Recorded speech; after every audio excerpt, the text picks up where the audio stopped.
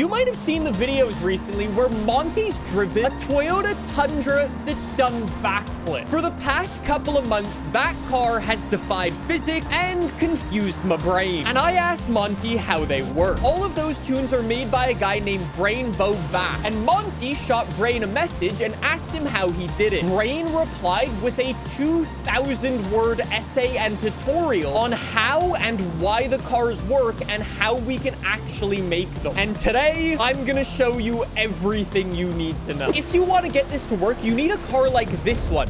You see when we're in the air and I press the gas, the car starts to rotate backwards. That's because the car has air control. We'll come back to the cars it works on in a second, but for now, we're gonna work on this Tundra. I'm gonna run through the guide that Brain wrote, and you can copy this if you'd like. Equip and upgrade the engine with the most amount of torque. Okay, so that would be the V8 diesel engine. That's got 1,000 foot-pounds of torque, and then we've got to go and max upgrade this engine. So no flywheel upgrade. Okay, good. Then Brain says we need race weight reduction. We need the lightest weight Tundra that we can get. He also says to apply the race brake, anti-roll bars, and drift suspension if possible. There is no suspension available for the Tundra, but not to worry. If it's available, put it on your car. After that, he says convert to all-wheel drive if it's not done already. We're already all-wheel drive. Then he says pick the race transmission. He opts for the 4-speed because it's actually the lightest weight one, and all the other transmission upgrades except for the driveline upgrade. Okay. He also says to equip the rally differential, and if it's not available, then do the drift one. Okay. He says the differential actually makes a huge difference. I think that's it for the upgrades. Okay. Once we've got those upgrades on, we're still pretty heavy. We've got 1,000 horsepower in the thing. Then we jump into the tuning menu, and then we have to go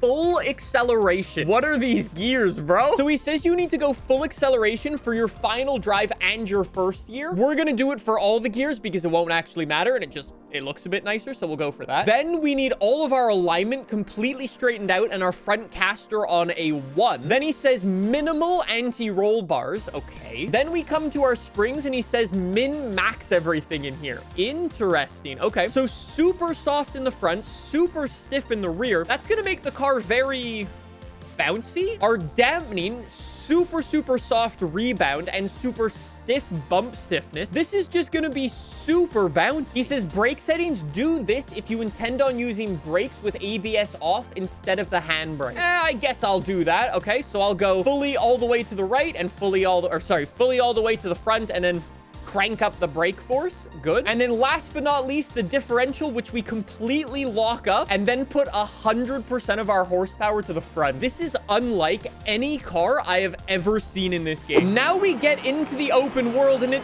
doesn't really look like there's anything special. We can shift up our gears. Unfortunately, after our gear tuning, our top speed is only 12. I've got to turn my ABS off to get this to work. Turn clutch on, hold the brake, the handbrake, and rev.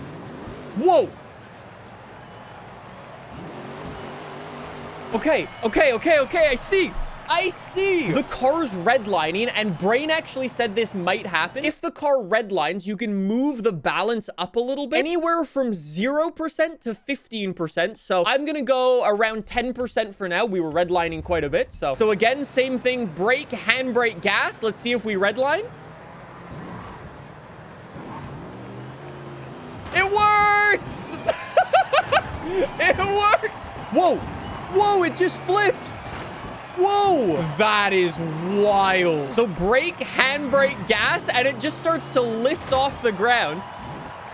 That's insane. It's like a lowrider. We made a lowrider in Forza Horizon 5. Now, boy, that's so cool. We're balancing on the bed of the truck. You haven't even seen the craziest bit, because if you turn while doing it, instead of lifting up, I might need to change the differential a bit. Yeah, I'm gonna need to change the differential a bit. Hold on. I had a feeling the differential was slightly too high. Let's lower it down to like 7 and see if that works now. Handbrake. Rev. Let's go. And it can... and it does barrel roll. And it goes back. Oh, okay. We might be cooked. No, we're not cooked. We're not cooked. Oh my days. Could I barrel roll the entire drag strip? So if I turn to the right, does it go right? Or is it the opposite? Oh, it's the opposite. Okay, I've got to turn left to go right. Doc Hudson once told me that. Go! Get to the... Get to the end of the drag strip. Oh, no. Watch out, people. Goodbye. My people need me. What's interior view look like? Oh, dear.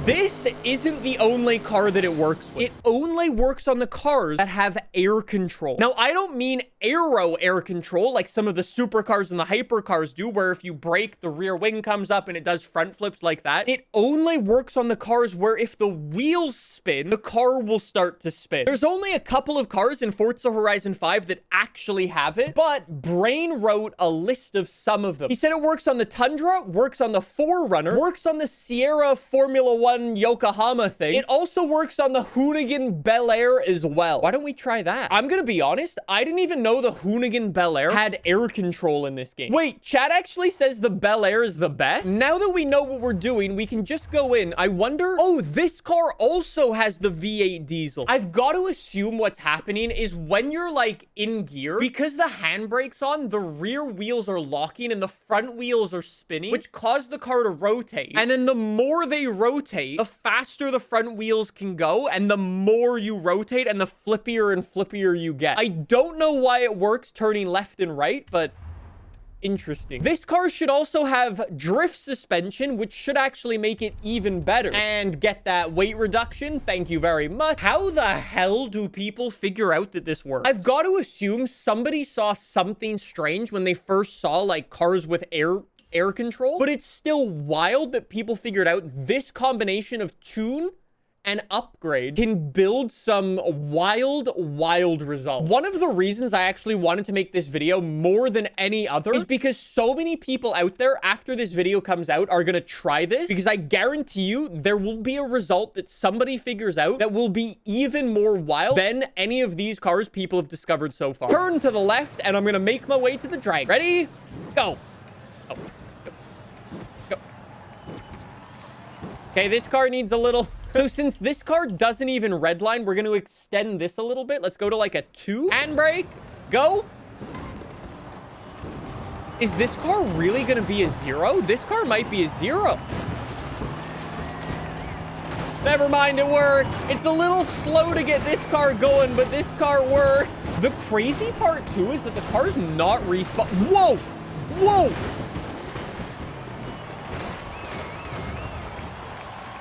I stopped turning for a second and the car went wild. Is this car just even better at the backflips? Whoa. Whoa. That's insane. How do people discover this? And then I can turn? Oh my God.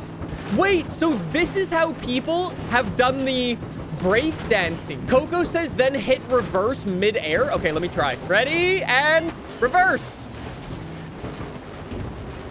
Do a front flip? Does front work? Yes, it even works on a front flip if you get your timing down. Anyways, hold on. There's apparently one more car we need to try this with. I need my 3-wheeler. Funny how we'll find funny Beyblade tunes instead of talking to women. The most accurate depiction of an AR-12 viewer. We need to try everybody's favorite 3-wheeler. I think this car might break some of the rules a little bit because we don't have a diesel engine. So I think we're going to have to instead use the turbo rally engine. All-wheel drive is also going to be a little bit funny on this car. All right, give me that 4-speed transmission, no driveline upgrade. We've got 682 foot-pounds of torque. I've got to assume that's enough because this car is so lightweight. I assume it's gonna work. Wait, you can't tune the suspension on the Reliant? Pat, how am I supposed to get this to work? This is gonna be truly shocking.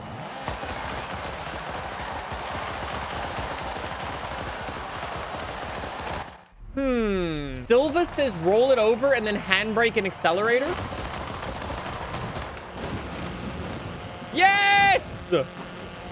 Yes, it works! So if you flip the Reliant over, then hold the handbrake and hold the gas and full turn, and then the wheels don't even touch the ground, and it's able to do these. Can I reverse the direction? Can I go back the other way? No. So if I steer, nothing happens now. The steering wheel is ineffective. We've got to say a huge shout out to Brain for somehow figuring all of this out. Monty for securing all of the messages and the instructions. I'm very excited to see if people figure out how to get these to be... That was so cool. Even better and on even more types of vehicles. Now that people know kind of what to do with these.